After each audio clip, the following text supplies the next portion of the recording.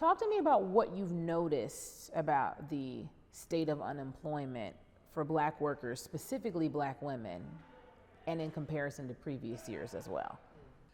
So it's been really disheartening, the information that came out from the Bureau of Labor Statistics, with about 320,000 Black women leaving the workforce from between February and April, I believe, but that's going to continue. And as of August, the latest data that we have, it looks like the unemployment rate for Black women is 7.5%. Right now, the national average is a little over 4%.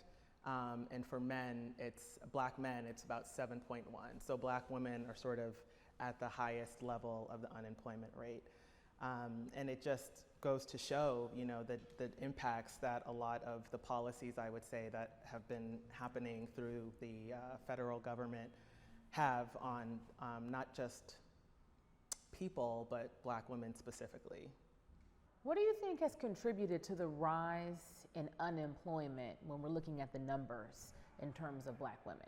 Ayanna Pressley actually was just, I think, sent a letter to the feds, and she used this quote that when America gets a cold, Black people get pneumonia. And if you look at the data around the 300,000, 320,000, 350,000, some people are reporting Black women who've lost their jobs, they're often, the phrase is, that's the canary in the coal mine. Mm-hmm. What happens to Black people and to Black women is usually a precursor or a red flag for what can happen nationally.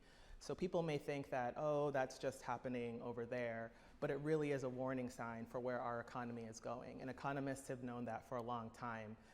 The unemployment rate for Black people is typically higher than the national unemployment rate, but as you see it increasing, it is kind of a warning sign of economic trends that people have followed for decades. There are a couple of factors people have cited. Certainly the mass layoffs in federal jobs is a big factor. Black women are overrepresented in federal jobs. So there's a lot of talk about just their economic mobility and the way that that's been pulled back because of the loss, the cuts with federal jobs.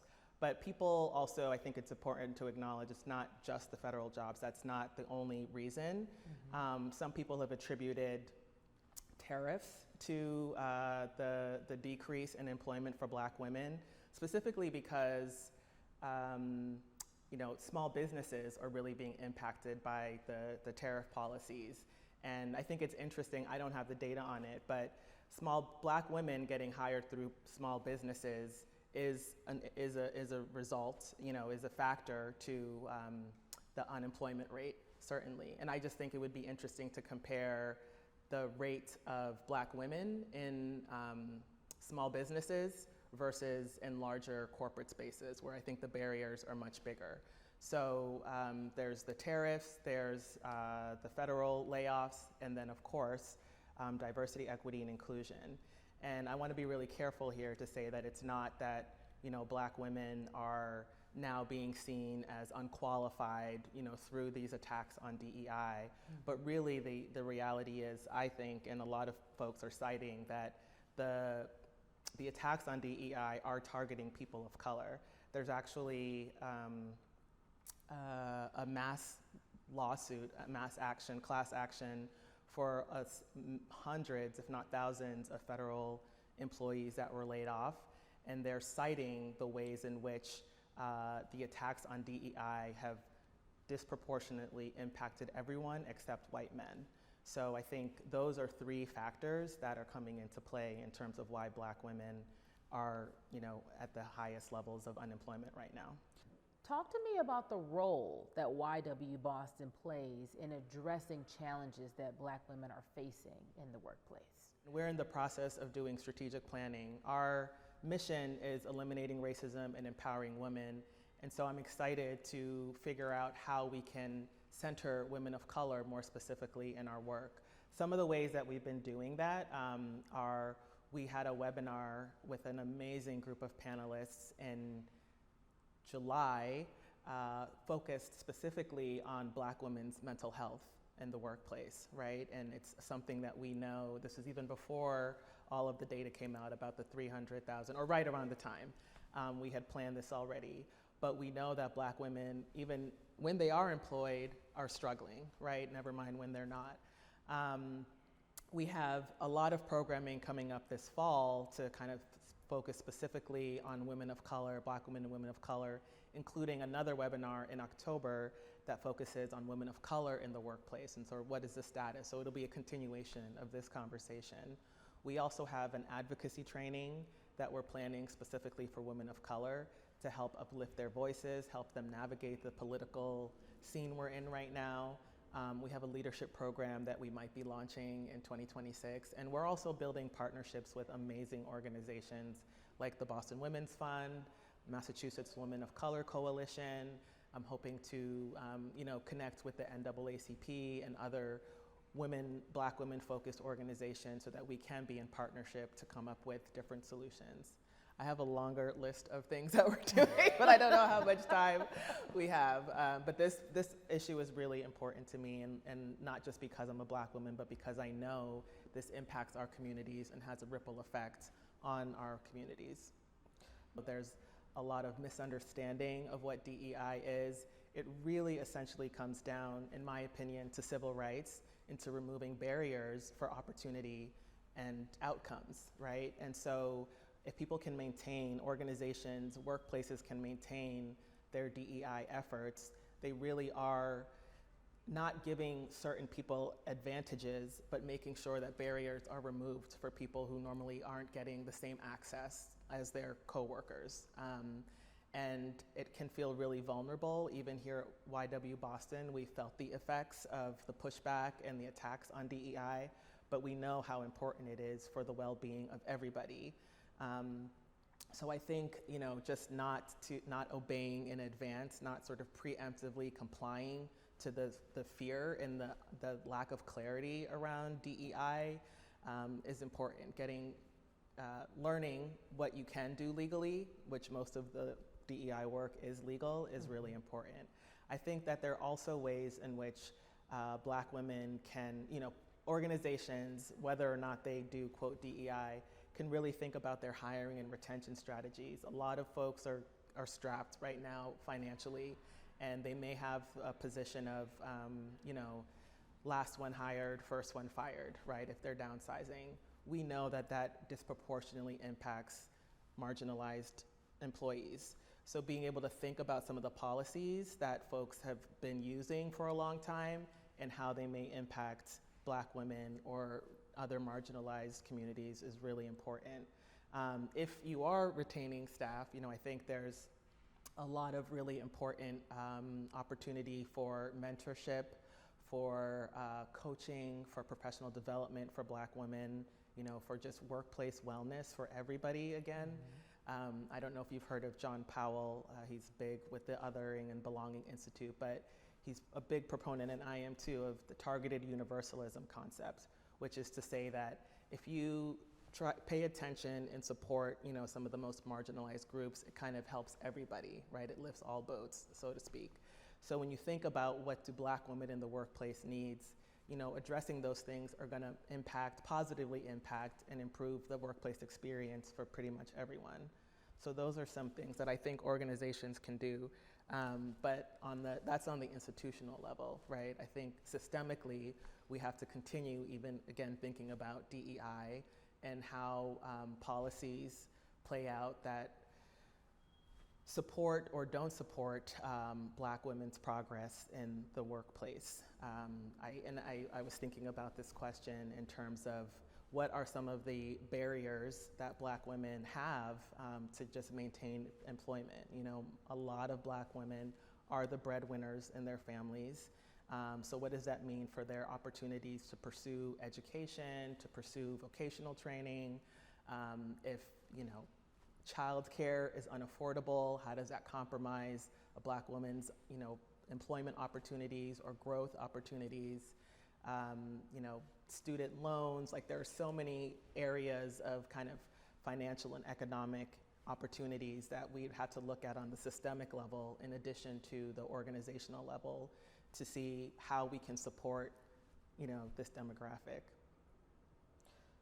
What changes do you hope to see? Because this is gonna take a while. This is gonna be a Yes. labor of love, no pun intended. But what changes do you hope to see for Black women and employment in the years to come, in terms of like the employee landscape? I love this question. If I'm being honest, I have some skepticism, because the record has shown that Black folks' unemployment rate is always above the national average. But as a baseline, I would love to see that reduced, right? I would love to see Black folks' unemployment rate, whatever it is, be on par with the national average and not exceed that. I would love to see more policies in place that support economic empowerment for Black women, including like entrepreneurship, small loans, microloans, microlending, just ways in which Black women can experience and enhance either self-employment opportunities or furthering their opportunities in a workplace. And again, that could include things like providing childcare or stipends for childcare, stipends for education. I know some workplaces do things like that, but really investing in Black women employees and not just seeing them as the kind of, what's the word I'm looking for? Disposable employees, which I think is what also happens. I think I'm really interested in the discourse around occupational segregation and looking at where do we see a majority of Black folks, people of color, Black women, what roles, what jobs are they overrepresented in and what jobs are they underrepresented in. And not surprisingly, the jobs in which Black women are underrepresented in tend to be the more high-paying jobs, either through vocational work or through STEM, science, technology, et cetera, right? So what are we putting in place to have more of an adequate representation for Black women in those fields? These are things, like you said, that are very much about the long-term changes, but we have to start somewhere, right? And I firmly believe that we can do these, we can achieve these if we really set our mind to it, we meaning all of us. But it is going to be, it's a long-term strategy for sure. So someone who watches you and hears what you're doing and you're laying out how workplaces can improve the atmosphere and improve the opportunities for Black women, but then a regular person might be at home and say, well, how do I affect change? What can I do? So what does that person do who's watching? And they're like, I just want to do something. How do I help? I love that question. My first response was take care of yourself. The world does feel like it's on fire right now. And just being able to get up and do what you need to do, whatever that is, can feel like an achievement. So I say that to Black women specifically, take care of yourself. I myself might be a hypocrite in doing that, but I know how important it is, right? And then it is about finding that one, what is your kind of sphere of influence or your sphere of control? Because sometimes when everything feels like it's out of our control, it can put us in a sort of stagnant state. So identify what is one thing that you do have control over, in your family, in your community, in your churches, or where have you, your workplace, and try to pour into that, right? But also make sure you're pouring into yourself. I think that being in community and being in collaboration with others is really essential during this time. Like, not one of us can do this work alone. And if we think we can, it's not gonna happen. We're gonna get burnt out. So finding, who's arm in arm with you to help you, to help support you. And even if it's little things like we have an intergenerational women's leadership program that's coming up at the end of this month. And I'm really excited about it because I love the idea of, boomers learning from Gen Zers, right? Everybody has something to teach us.